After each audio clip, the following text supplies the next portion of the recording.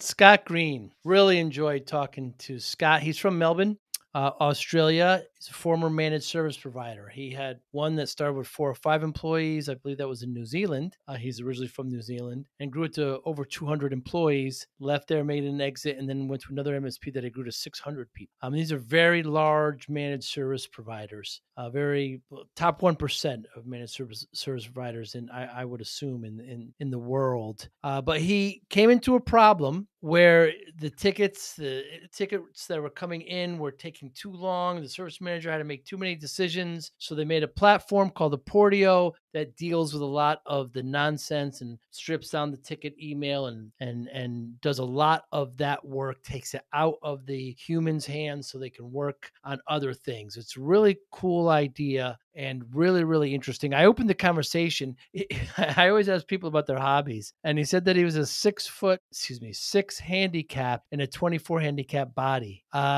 Pretty funny. I opened up with that conversation. Scott's really, really likable, really down to earth. I asked him some questions about what was it like running those 2 companies that employee size. Did you have the same problems? What kept you up at night? How did you grow them? Really great conversation with Scott. Really, really fun to be with. I look forward to seeing him in person. So maybe we can hit a couple of golf balls and have a drink. Thanks so much for listening. Hi, I'm Joey Pinz. People ask me, how did I lose 130 pounds? The quick answer is always discipline. I started my business, wasn't paying attention to my health, was eating too much, drinking too much sweets. My daughter was born. Next thing I know, I'm pre-diabetic, I have hypertension. I knew something had to change. Discipline. I, like many of you, have faced many challenges in your career, in your family, in your life, in your faith. How did you attack them? How did you approach them? How did you solve them, hopefully? It all had to have some degree of discipline. I'm also asked, how did you found and start a tech business that lasted over 25 years? Discipline. I was committed to it, enjoyed technology, didn't enjoy some aspects of it, but knew it was necessary. Discipline. Our podcast mission, how do we use discipline to better ourselves and society? Join me, please, as I talk to interesting people and discuss how they use discipline in their family and their passion and their careers and how it helped them. Our podcast vision, growth through learning from others. Joey Pinz Discipline Conversations. It'll be light and serious. Join us, please. Thank you for consideration. So I will be having conversations with a lot of the coaches and the finalists from 2023 and, just kind of talking about them a little bit and their solution in some future podcasts. We want to make kind of an introduction to that as well. Yes, absolutely. So yeah, like I said, as the years progress, more people are getting involved, and then back to these vendors looking for a way to create a name for themselves with consistency. They need people like you, which is why I'm so thrilled that you're willing to work with me and work with us on this. So you're going to be you've graciously accepted to host these, and I appreciate that. Where you'll interview all our contestants. You're also going to interview last year's head coaches, last year's judges, last year's finalists. So you're doing all that. And I think it's important, for if you're a vendor and you're watching these, take note of this and how you get more involved. Watch the program. Watch what these men and women are all doing with us, because they're doing a lot.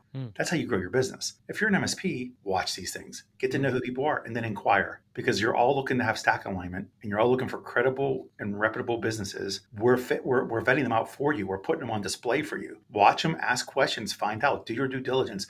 Don't wait until IT Nation Connect to see you like at a booth and then buy 5 or 6 different technologies that you don't need. So 2024 PitchIT, ConnectWise PitchIT. What's new and exciting about it? Oh my Lord. So for those that have not followed any of this, I took over the PitchIT program 2 years ago, and we've had such great success, really great success. And went from, it's become one of the most predominant programs in the space now. Matter of fact, I was doing some research the other day, and about 5 or 6 other pitching things have spun off from mine and from ConnectWise PitchIT with other people that are running it. So it's great to see, because I think the thing about PitchIT is it's all about about innovation. It's all about being daring and willing to do things, right? I mean, as an entrepreneur, it's a scary situation. You have to be ignorantly optimistic, and you have to be willing to maybe fail a lot more than you'll succeed, and you have to have very thick skin, but you always have to be innovative and creative. So it's nice to see that this has spun off into other groups that have started doing it, because I think the hardest challenge for most startup vendors is getting their name out there, right? Getting people to know that they exist. And the reality of it is you can't just be there one time. You have to show consistency. You have to be in there for the long haul, for the partners to really be able for you to establish credibility, right? Because there's been plenty of fly-by-night businesses that have came out big and gone in 6 months. And for partners, their whole business is built around these vendors, these products. So they're making lifelong business decisions off of these. So, so it's great, it's exciting, but back to the program itself, it's jumped leaps and bounds. It went from being just a competition where they picked a few people, a few really good product companies to pitch at live at IT Nation Connect, to where we turn into an accelerated incubator program it's a season. It's literally a competitive season now at this point. And went from 5 or 7 or maybe even 10 vendors that are involved until they narrowed down to 3. To 2 years ago was 18. Last year was 26. Wow. And we had way more applications than that. That was just the ones that we thought were the best fit. So yeah, we're getting ready, and we're getting ready to put out the press release in a couple of days, because then the application process will start February 1st. So I recommend anybody from around the entire globe to apply. We've had over just last year alone, 6 different countries represented, between the US, Canada, to Israel, to Australia, to New Zealand, to the UK. They all involved in this competition. Scott Green, thanks so much for your time today. Very, very excited to talk to you. So how does one maintain a 6 handicap with a 24 handicap body? Well, I think the answer is you don't. I see. I've loved golf. I was kind of given the love of golf by my father. I used to caddy him when he was from the age of about 6 or 7, and he proudly let me pull his trundle around, supporting him for his club championship final one year, and kind of loved the game ever since, but never found the formula to rise beyond a pretty mediocre handicap, despite repeated efforts. But I don't give up trying. It is a wonderful sport. My father never played, so I always envy that bond that some of my friends have with their father or grandfather, whoever played, that they developed on the course. I'm relatively new, only about, 15, 20 years, but it is a great sport. Yeah. Well, lots of life lessons out of it. Probably the best of them, my father asked me once, was when we were playing together, and I wasn't hitting my 1 wood. And he said, "Why aren't you hitting your 1 wood?" And I said, "Well, I can't hit my 1 wood." And he said, "Tell you what, Scott," he said, "you'll never hit your 1 wood if you don't hit your 1 wood." And it's a great life lesson I pull out and remind people at times, that you've got to be prepared to give things a go and be prepared to fail if you want to be better at it. So, yeah, I've heard that even in managed service providers in MSP land. I hear MSPs say things like, "I'm not good at sales. I'm just good at technician." And that lesson that you just gave right there. How are you going to know if you don't try? Yeah. It's it's a great humbling sport too. I think it reveals a lot about personality, and a lot of people I've played with over the years. You go, "You know what? I completely understand how I'm going to deal with you if I ever have to do business with you." It is a truth teller. You could tell. I mean, 18 holes, 4 hours, 5-hour round. You can tell a lot about a person, Scott, right? Yeah, absolutely. Yeah. Are they a club thrower, right? How do they handle bad shots? How do they handle great shots? Do they gloat? Are they arrogant? After having a really good hole, how do they come back? And did you get a par there? No, I got a birdie. No, you didn't. Do they? There's so many lessons. I remember it got to a point in the MSP where I would start, before I hired a salesperson, I'd take them out for a round of golf. Yeah. Well, I think it reveals a huge amount about how they see and react to others as well. I think all the Mm. points you note, but I think I always look at it in terms of, so well, how do they acknowledge or take pleasure or sort of or Schadenfreude and the Hmm. failures of others. It's sort of very revealing. Yeah, like if you're playing a match, do they still encourage the opponents, and yeah, it's a like you said, it is a humbling sport. We just saw the British Open or the Open, Mm. whatever it's called. I mean, they were playing in 50 degrees with the 25-mile-an-hour winds and incredibly high scores. But still had, I think it was Xander Schauffele won it. You still had some Yeah, people shooting pretty low. yeah, yeah, yeah, absolutely. I think it's very, very similar. I think golf is it's plus just taking lessons and maintaining, how it's approached, how you fit it in. Are you a big drinker when you play? Some people I Mm. know can't play without drinking or can't play without gambling. Nothing wrong with either of those, by the way, but it's just a part. I wonder how they incorporate it into their golf. Yeah, yeah. Yeah, it's. I would like to get to a point where I was. Well, I'm actually at a point now where I probably play as often as I need to, and anything beyond that's a bonus. I think you kind of learn to manage it into your lifestyle. It's quite a selfish sport, but it's also, in that it takes a lot of time away from family, but it's also something that, just from a mental health point of view, I think it's pretty important. Although, having said that, I'm not quite sure that going out and you know hitting slices and hooks and getting frustrated is necessarily the best thing when you're already dealing with stress at the workplace. But it's just it's something different. I always try to talk people out of it, Scott. People say, "Oh, I should take up golf." I say, "Look, it's time consuming. It's expensive.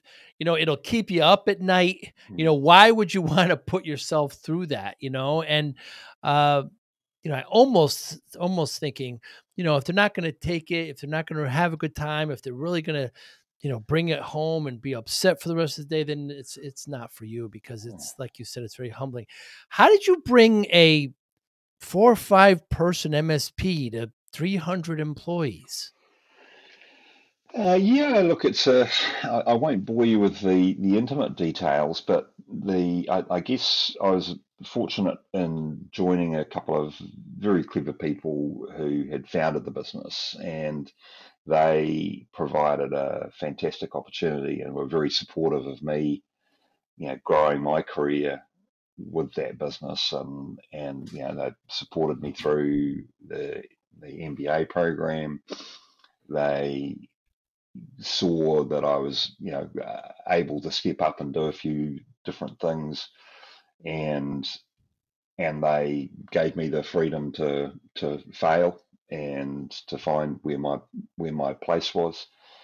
And as one exited and the other kind of took over the leadership role and I moved into more senior positions, there's always an opportunity to kind of, if you like, stand on the shoulders of giants. And so I very humbly kind of acknowledge the role both of them played in Mm. initially growing the business and getting it past a couple of really important milestones. I took a pretty senior role. Well, I basically took the CE role when we were about 100 people or so, 120 people. And again, at that stage, the remaining founding shareholder stayed on the board, but again was willing to step back. We had some interesting conversations along the way, but kind of gave me the freedom to fail again. And not that it's all about failure, but I think everyone knows that's where you learn your greatest lessons Mm. from. And I think we built a pretty special culture. It was an interesting time and place, and I think the cultural thing for me, that freedom to fail is a huge part of actually how you create a culture where people are prepared to innovate. and I remember people kind of say, oh, we built a pretty special culture, and we're the largest privately held IT provider in the country at the time. And people say, well, how have you kind of developed this culture where people, one of my team described it really well. He said, oh, the great thing I love about working here is that when things go wrong, I see people people put their hand up for help. I see people moving towards them rather than moving away from them. And reflecting on that, I guess one of the key examples of how we developed that culture was we used to have an annual conference, and it was back in the 90s, or late 80s, 90s, early 2000s, where there was a lot of money and a lot of fun to be had. And at the conference, I basically set the expectation that we created our own entertainment, and I asked teams to put forward members of their groups to do a show, do a skit, do a song, put a band together, and with the intention that kind of we wanted people to have a go and potentially be uncomfortable, but know that they'd be supported. And it was there was a tipping point one year where we had a band from one of the teams, and they were awful. They were just absolutely terrible. And I was concerned. I was looking around the room, and I saw the mood of the room changing. And I thought, how can I help here? So I just went up to the front of the stage and started a one-man mosh pit. And fortunately, a couple of my leadership team saw what was happening as well, and they came up, and I just started trying to sing louder than this really bad team. I'm not a great singer. I'm not bad, but I'm not great. And they joined, and in the end we had kind of 30 or 40 people all at the front, kind of moshing away and shouting over the top of the band. And at the end of it, they got a standing ovation from everybody.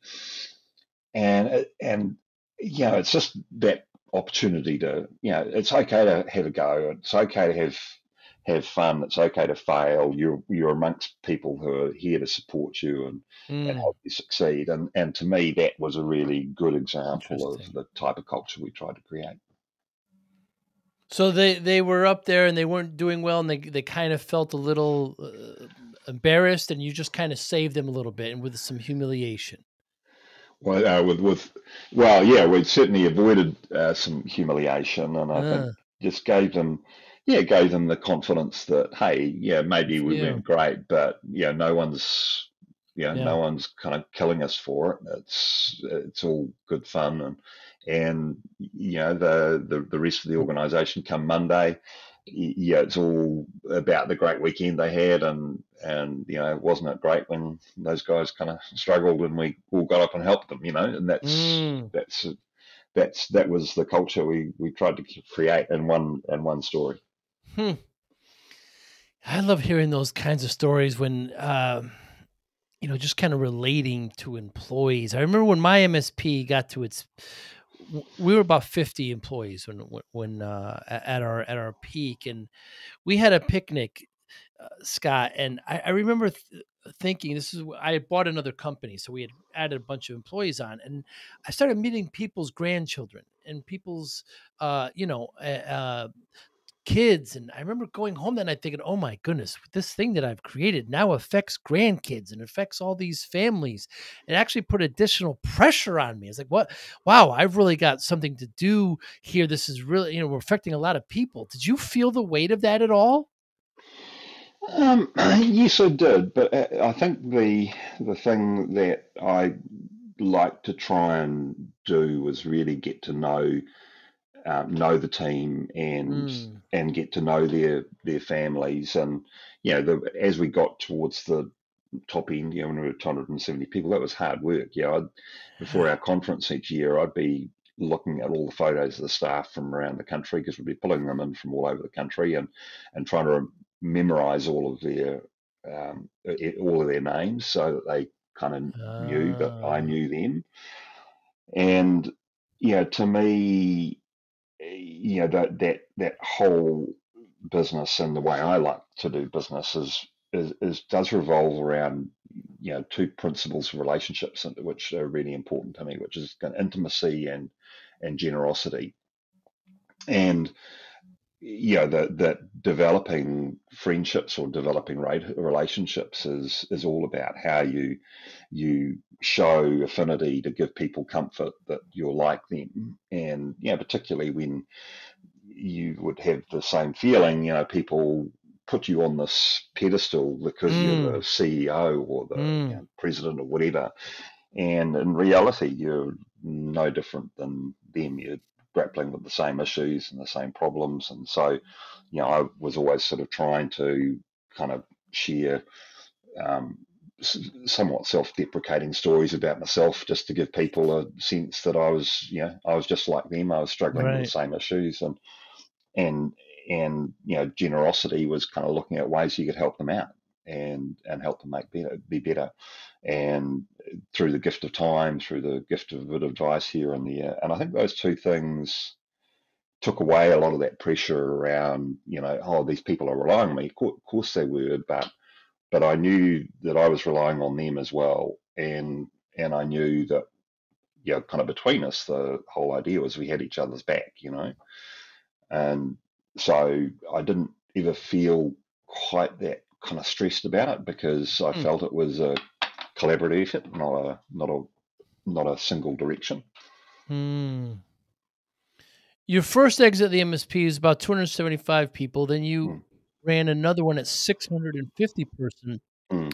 Were the problems that you had, your biggest issues that kept you up at night, were they similar at both firms, or were they very different? The second one was very different, because I was part of a much bigger organization. Right. Not only the part I was running, but also I was part of an organization that was 2,000 or 3,000 people at that stage. So there was a lot more support. I basically was, for all intents and purposes, CEO of the MSP part of the business, but I had peers who were also leading significant businesses in their own right, and so I think that sense of loneliness that you get when you're the top dog was mitigated somewhat by having a group of very clever people that you could work with, and certainly because of the way my leadership style is much more around getting to know people. And when you go from 275, up above 200, really hard to remember everyone's names. When you get up to 650, you kind of realize you've actually got to create a very different organizational structure, not necessarily culture, but organizational structure, where we're actually creating that culture of intimacy and generosity is something that you have to imbue and build into your direct leadership team, because they're the people that you end up having to spend the most time with, and you're relying on them to kind of carry that message forward. So your opportunities to kind of really get in front of people and show them who you really are and what you think that means become fewer and more symbolic. I remember pulling together everyone at one stage where we'd had a system failure, or we had a couple of very large data centers, and we'd had an intermittent failure with a customer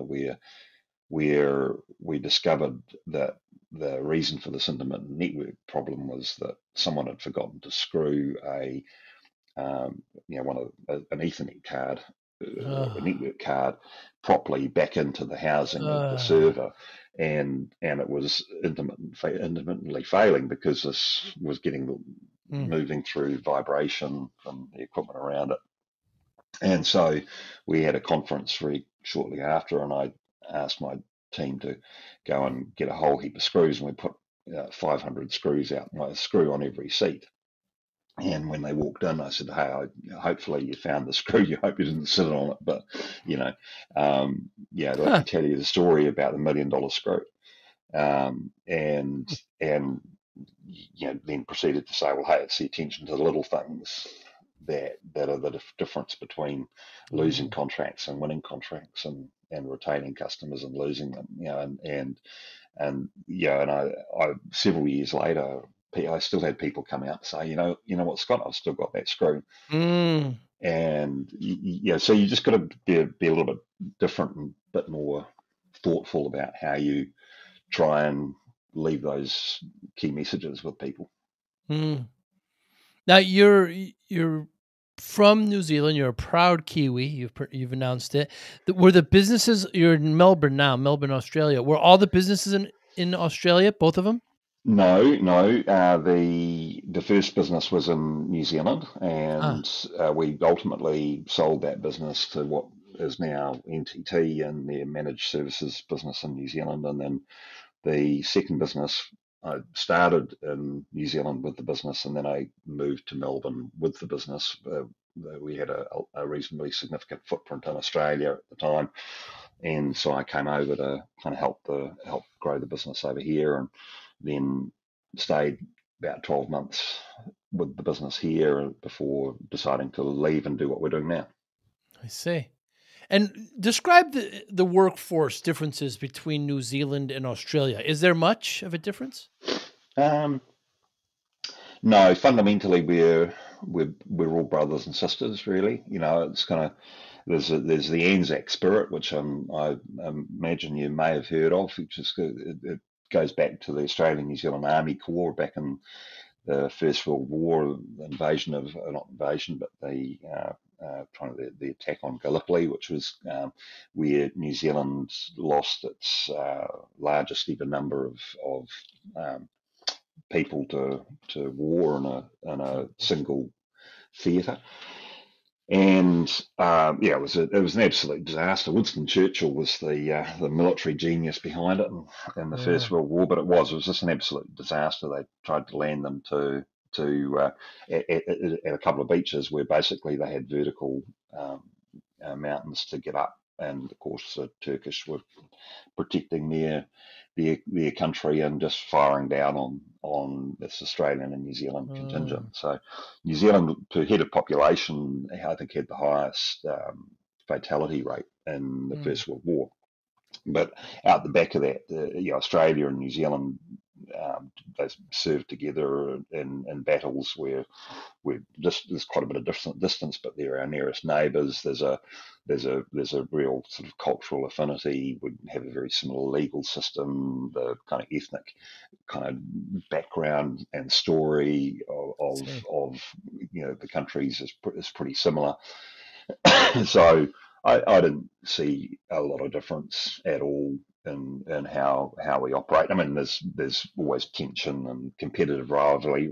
It's a bit like Canada versus the USA, and Canadians hate being referred to as Americans and vice versa, and it's the same with Australian and New Zealanders. People see that we have similar accents, and so whenever I go, particularly when I was living in New Zealand, whenever we went to events around the world, people said, when they saw a large group arrive, and they said, "Where are you from?" I said, "Oh, we're all from New Zealand."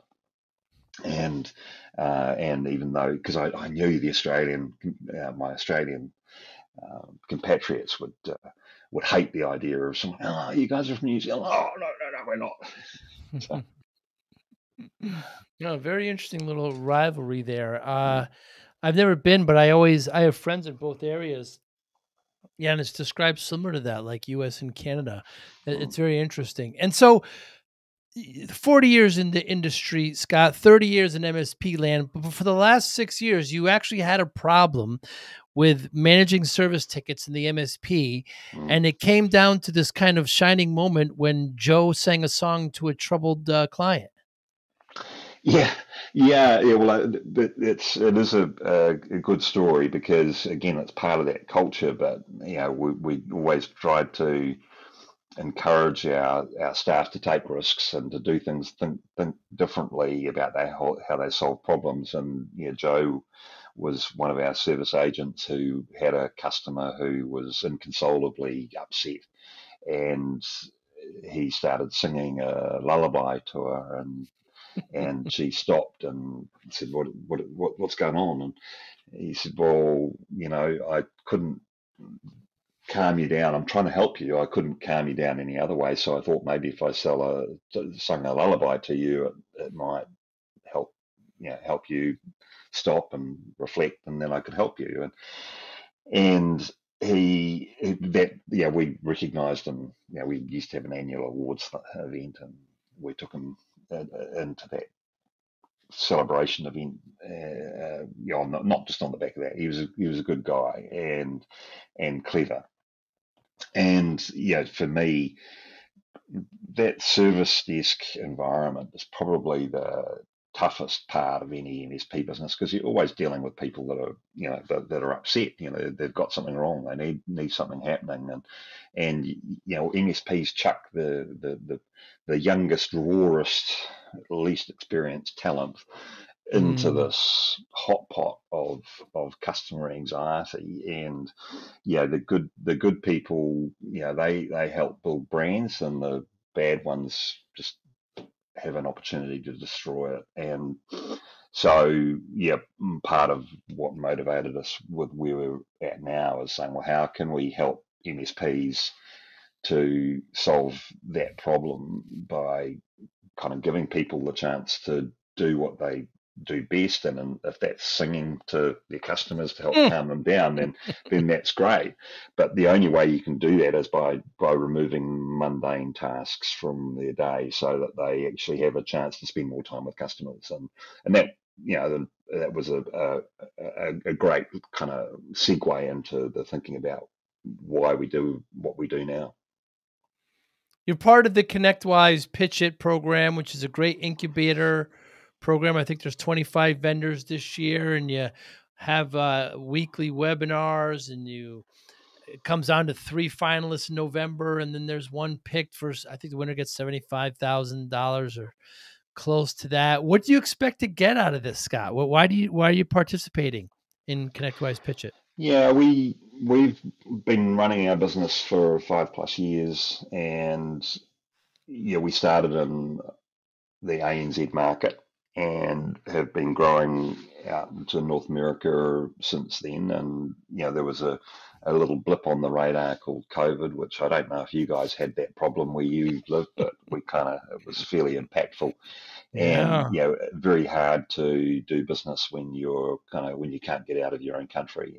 And at the time, actually, I was living in Australia.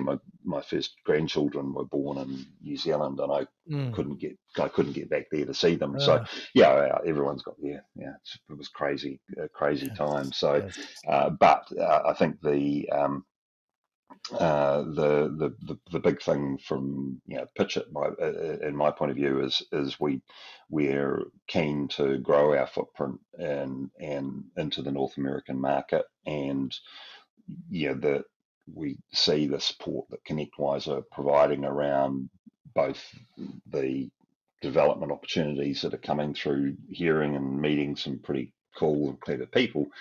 You're also growing your footprint in terms of people that know who you are and what you do. And so, I think the biggest challenge to us in our journey is there's two things. One is developing a product that you think people want to use, but then the second thing is, well, how do you actually get it to market? And PitchIT is a great vehicle to help us kind of raise our profile in the MSP community in North America, and so we're actively trying to take advantage of that.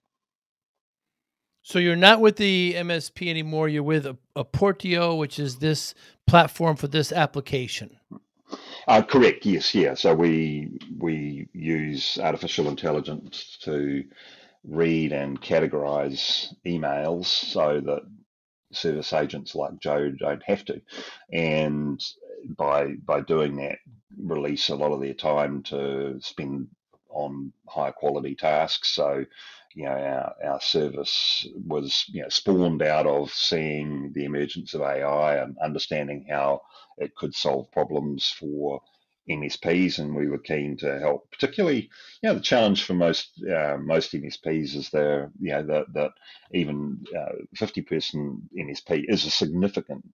It's a significant MSP. A lot of them are 10 to 20 people, and so they've got a finite budget. They've got a whole heap of customers that are all trying to, it's the tail wagging the dog in terms of trying to tell customers that, hey, you need to do things our way. Like if you do, adopt the technology we recommend and adopt the process that we recommend for you to log requests with us. That's all well and good, but at the end of the day, they're the customer, and they'll tell you what they want to do rather than the other way around. So, for us, sort of finding a way that we can help to simplify the process of letting customers use the channels that they prefer using, but doing it in a way that's clever and saves time and saves money. So, and that's not to say that you don't want them using other channels like Teams or portals. They've all got their place to pay.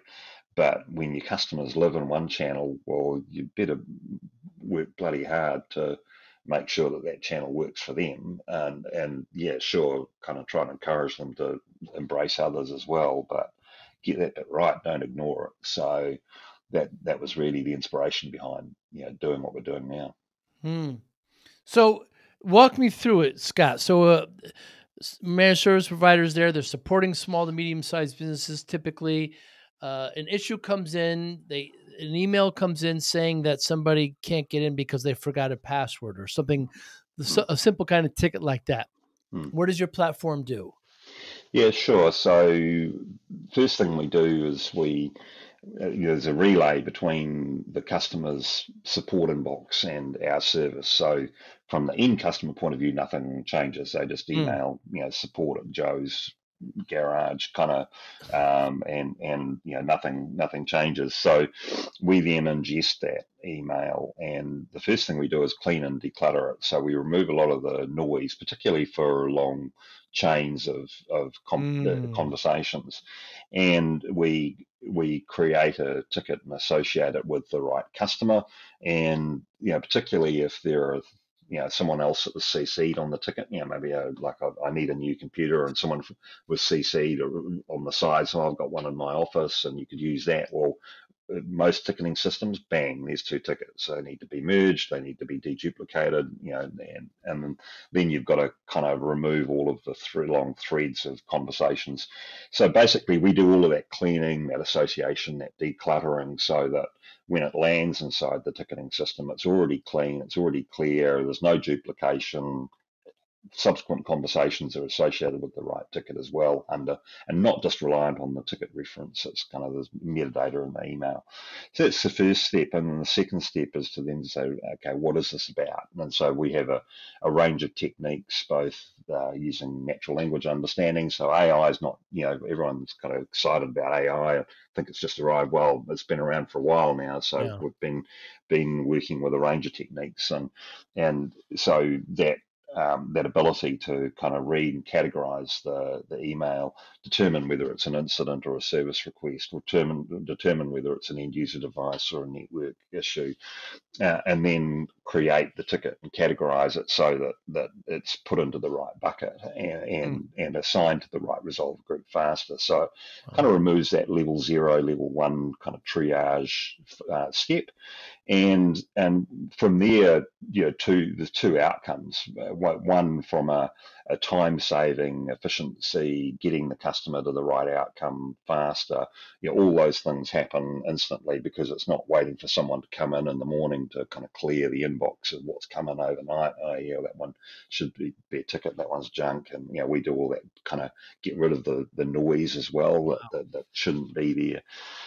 And then also correlate when you've got really noisy alerting platforms that kind of they're chatty. That was down at 2 a.m. It was up at 3 a.m. It went down again at 3:30, back up again at 4. There's 4 tickets in the morning, so we kind of clear that out, and then. So it's faster speed to getting them to the right outcome, and then the other part is really the insights around the patterns that they're seeing in their email channel, and being able to say, okay, well, these are the people that are using it most. These are the topics and the conversations that are most prevalent, so that service providers can look at that data and know that it's consistent and it's accurate. Yeah, and that our experience, over 30% of all tickets that are logged by most MSPs, the classification is rubbish. It's wrong, or it's just not even done at all. And so, from a business planning point of view, being able to work out, where do I allocate my resources when you're allocating it on accurate on data that's 30% inaccurate. It's pretty hard to work out where you should put your time and money in. So, it's those two kind of key areas of both kind of solving the problem quicker for the customer and with less effort, but then also providing insight on where you should be investing your time and effort to automate. So it's doing all of this work once a request comes in. Now, we're talking about ConnectWise PitchIT. They have their own professional services application. They have their own PSA, ConnectWise Managed. So I assume you work with multiple PSAs. Yeah. We're a plugin, so we plug into ConnectWise. We also plug into Autotask, ServiceNow, Manage Engine. We're adding others as we go, and the point of difference around those ones, it's a bit like a kind of aftermarket stereo versus the one that comes with your car. That basically we kind of do it better, do it more accurately, do it more consistently, provide more flexibility, so that because we're using AI-powered rules, we can build one rule that replaces the need for 6 or 7. So it's not that a lot of those PSAs don't have some basic ability to get an email from a customer into their ticketing system. It's just that we do it better, and that means that it's faster, more accurate, and gives them better service to their customers. And if they don't have a PSA, they're probably just using their email and just probably categorizing it that way. Yeah, I mean, and we can help in that area as well. Although to be completely open about it, I mean, I don't think that's kind of where we actually encourage service providers to have some sort of ticketing system. I think just doing it as a straight kind of spreadsheet exercise is not what we think is where they need to be, and so we'll encourage them to use some sort of PSA, and that's the bulk of what our use case is built around, the assumption that there is a PSA there.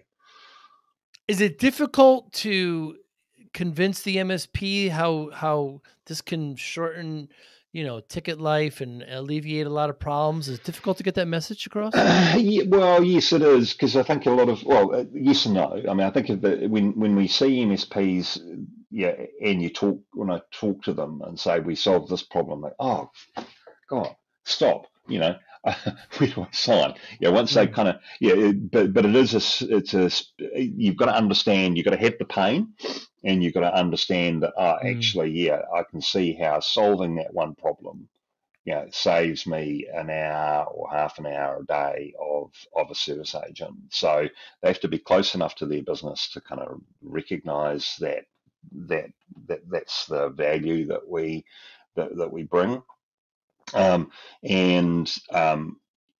Typically a lot of the people you talk to often aren't close enough to the front line to really appreciate the difference. It's a bit like sort of, so going back to that stereo example, it's that sort of, if you've got an audio file, they know the difference between good sound and bad sound, and so some of what we do kind of appeals to the audio file. Otherwise, others of it really is kind of saying, actually, hey, we know you've got a problem around correlating events. We know you've got a problem around dealing with third parties, other customers who have their own ticketing system, and they send you a ticket, and you have to maintain a ticket in your system, give them updates, and kind of at the end of the month, you're never quite sure whether you've got the problem solved.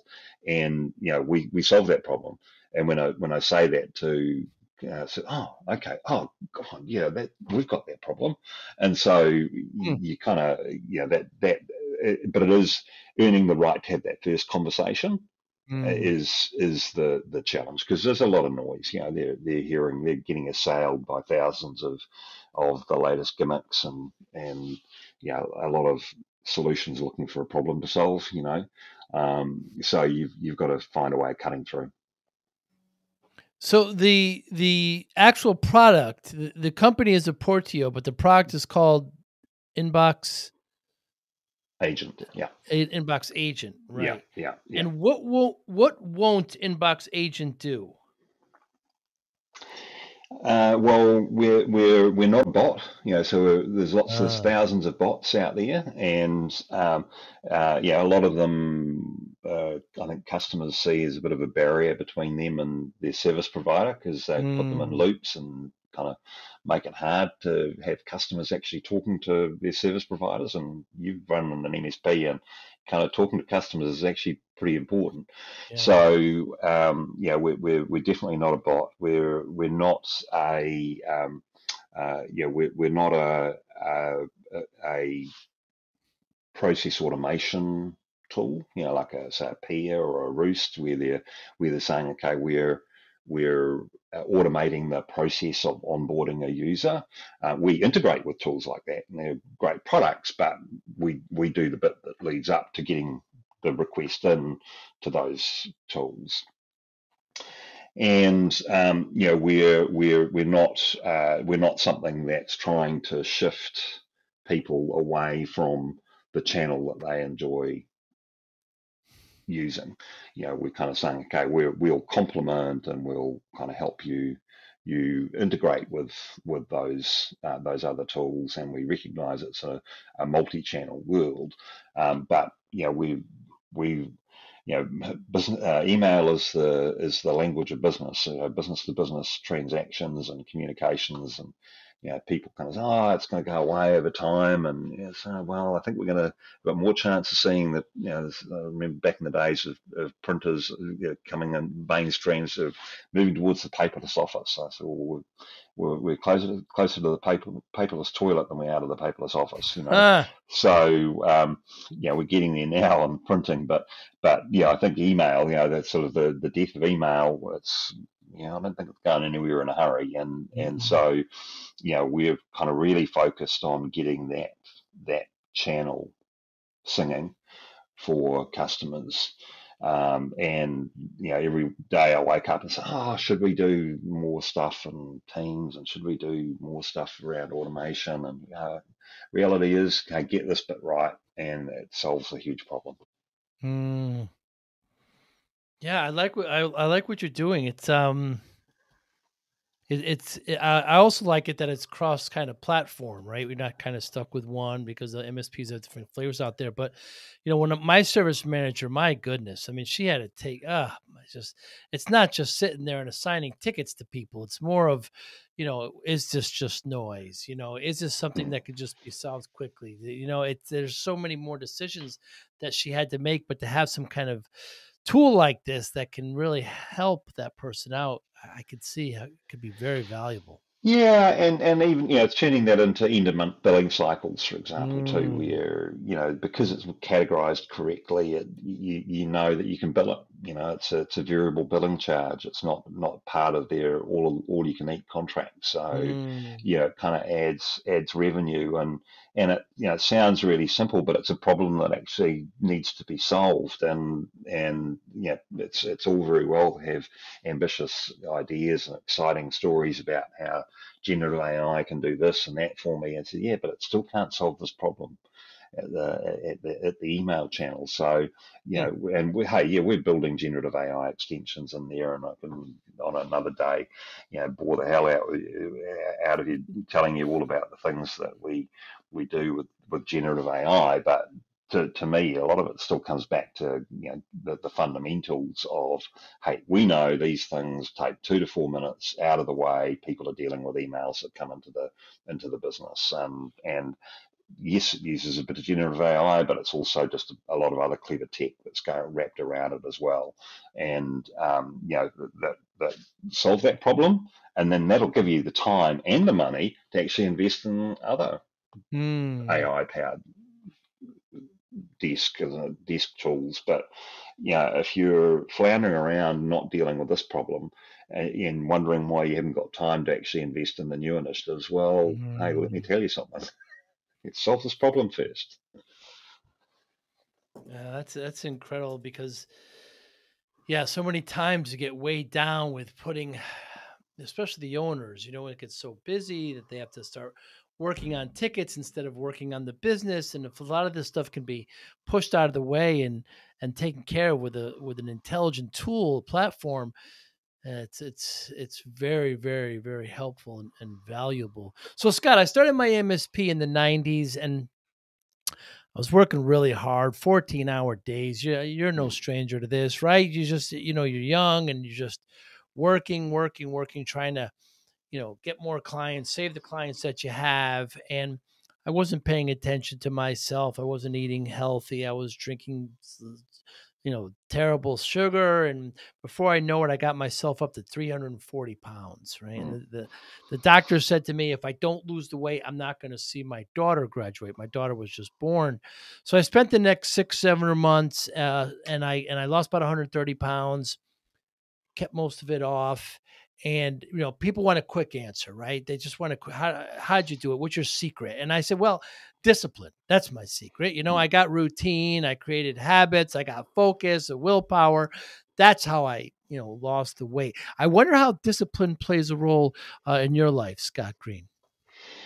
Yeah. And look, I think I largely work from home, and we're a virtual business that spread across 3 different countries. So you're accountable for your own work habits, and yes, 14-hour days. Kind of sometimes I dream of only working 14-hour days. But I think actually getting the balance right between your work life and your 2 careers, your personal career and you've got your professional career, and for me the biggest piece of advice I ever got from a mentor was he sat me down when I was probably 26, and he said, what do you want to do? And I said, I want to do this. And he said, no, write it down. I wrote it down. He said, okay, well, I want to have this sort of job, I want to earn this sort of money, I want to have people reporting to me, and he goes, oh, that's really good. I said, well, what about your other career? I said, what do you mean my other career? Or your personal career? So, well, what's that? So, your family, friends, health, contribution to community. Oh, okay. I hadn't really thought about it as a career, but okay, fair enough. Write it down. He goes, great. He said, here's that list, and he said, now put them side by side. And he said, what choices are you going to make? And I said, well, what do you mean choices? I was 26. I can do everything. and he said, well, you have that aspiration to earn that much money. Now, you know that you're not going to do that in a 40-hour week. So what on the personal side of that sheet is going to, are you prepared to give up in order to achieve that outcome? And it was a really kind of aha moment in terms of maybe it is about balance, and you can't do everything, and there are times when you consciously or by necessity have to work 14, 16, 18-hour days. But I've always been very conscious of finding the time to be able to go and support my kids' sports, or go out and catch up with friends for a game of golf, or a drink or whatever. And like yourself, at times I've kind of struggled with maintaining a balance between good, healthy eating habits, drinking, socializing too much. And when you're in a senior leadership role, of course, everyone wants to be your friend. So you end up getting invited to lots of great things, but there's always kind of challenges. So I've always tried to keep that in mind in terms of how am I investing time here, and is it all in one direction? And probably the proudest moment of my working career was I've got twin daughters who are now coming up 40, but who are their 21st. They had 200 people there, and I knew 197 of them by name, and that that was on the back of being very involved with their sporting careers. They were both very good hockey players. They represented their country, and Oh, wow. and I got involved in sporting and administering the sport they were passionate about as well, and that gave me the pleasure of spending time with seeing them grow their friendships and getting to know their friends. And so I think it's kind of, it is about those two careers, and just constantly reminding yourself that there is another, and that people are relying on you to kind of still be around in 5 years' time, rather than keeling over with a stroke or a heart attack because you haven't been looking after your body. So it's really kind of, for me, yes, you're right, discipline, but it's actually just keeping those two competing tensions front of mind. Really kind of striking that balance. Yeah. What motivates you, Scott? Look, I think the things that motivate me are really about wanting to help people, and I think that if I look at the values of our business, they really mirror my personal values, which the core values of the business are intimacy, generosity, curiosity, and sustainability.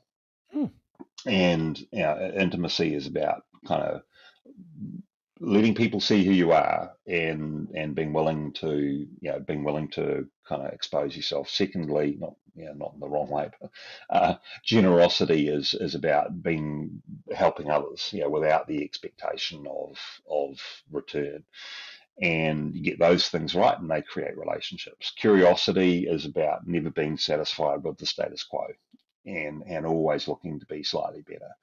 And sustainability is both from a business point of view, financial sustainability, that you can't do anything if you haven't got money, the right balance of money coming in and going out. But it's about actually doing things that are good for the community, and good for the long term kind of well-being of broader society.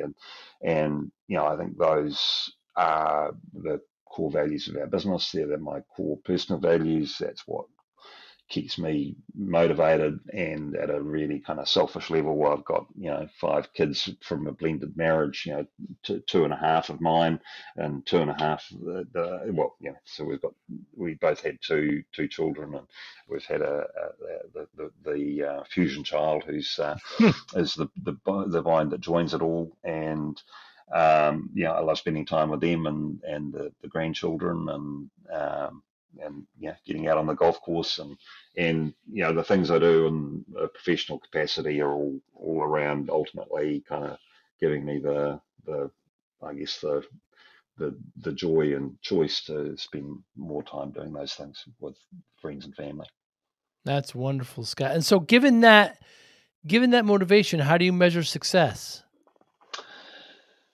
I think the success, to me, is knowing that, without being too morbid about it, that when I'm no longer here, that people speak well of me, and that they say, you know what, okay, he may have been a useless golfer, he may have been all these things that he wasn't, but at the end of the day, he did things for the right reasons, and that he tried to help others be better people, and that if I can do that with my family, if I can influence others to kind of achieve what they want to achieve, then I'll be I'll be incredibly grateful. I think the rest of it in terms of the business stuff